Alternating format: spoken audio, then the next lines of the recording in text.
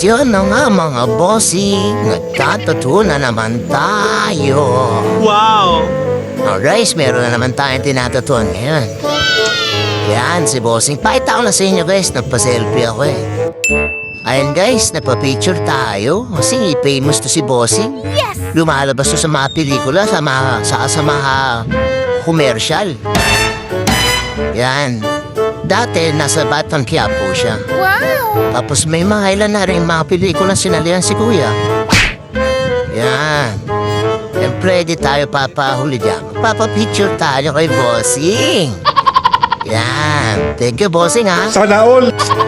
Malaking karangalan ton sa atin nagpatato si Bossing. Sa atin pinagkatiwala ang kanyang balat, mga utol.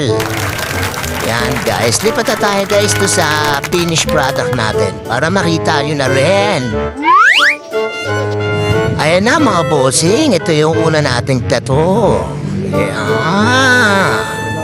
Simple lang pero rock, mga bossing. Meaningful kay bossing yan. Nakalimutan ko anong ibig sabihin sa anyen. Tapos, mga bossing, ito naman yung huli. Ayan, dalawa yan, bossing.